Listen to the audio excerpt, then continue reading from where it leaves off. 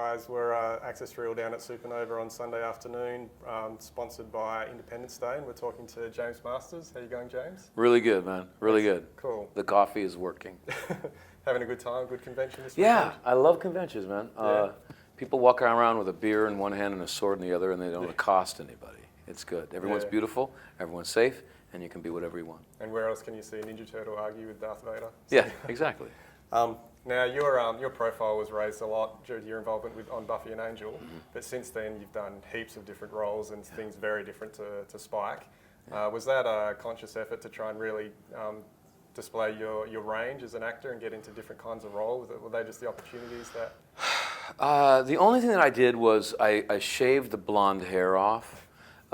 Someone told me that if you want to play only drug addicts and rock stars, keep the hair. And I decided, I'd like to play other things. So I got rid of that and went brown. And I'm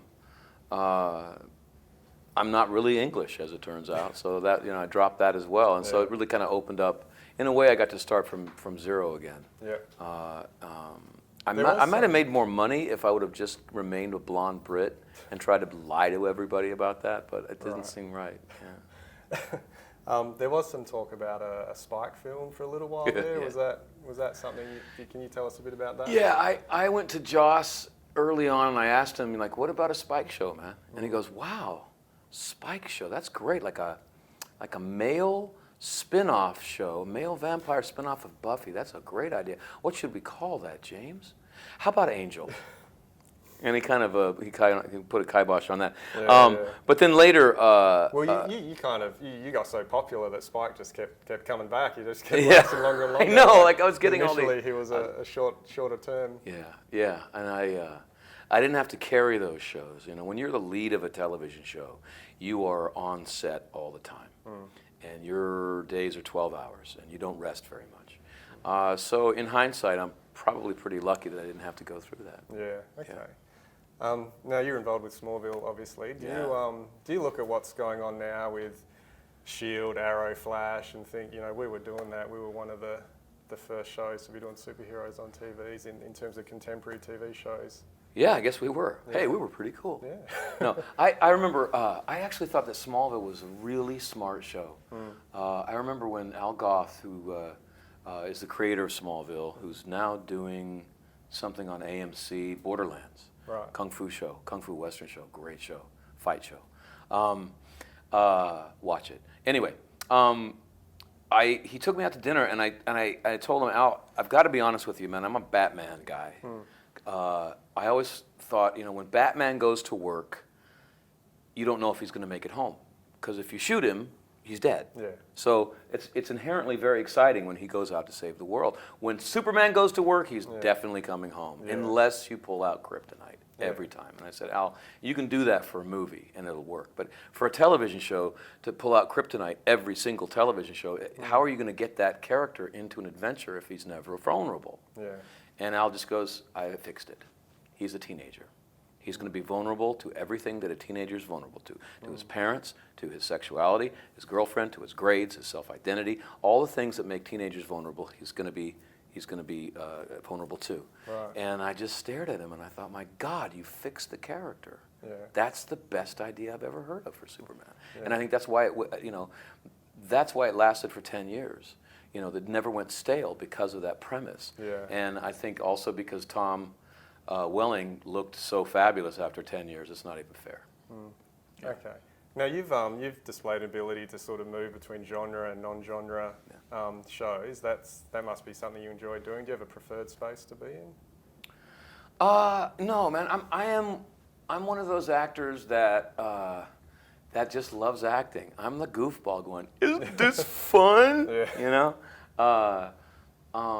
What I will say, though, is that I think that genre has the ability to be more subversive than other forms.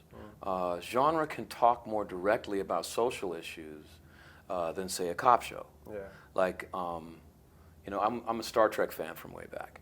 And Star Trek had a glorious episode about race, where there's a character that was black on the left side and white on the right side. He was hunting down another character who was black on one side and white on the other side. And he was going to kill him. He was a refugee.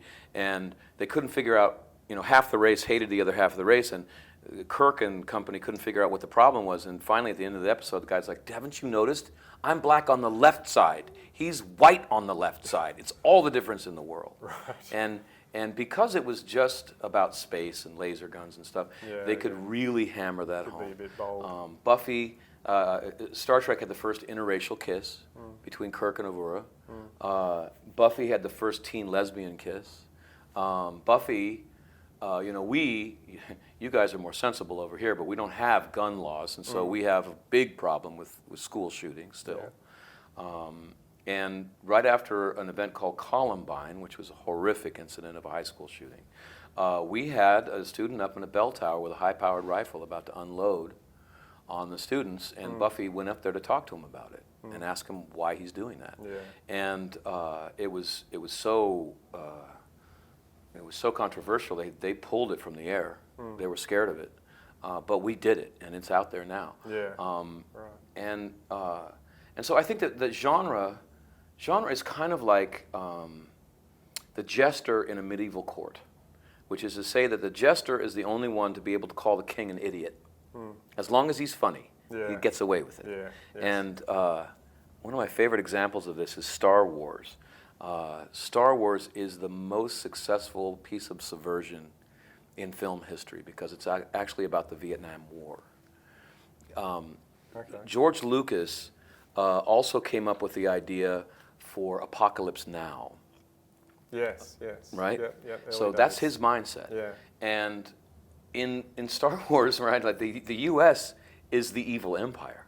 We are the highly technological society using air power to bomb an indigenous people into submission.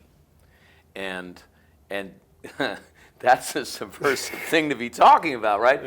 But because it's spaceships, he can get that point through without offending anybody and having everyone think in those terms without having to make any enemies. And so I had a theater company in Chicago and Seattle, and we did some subversion.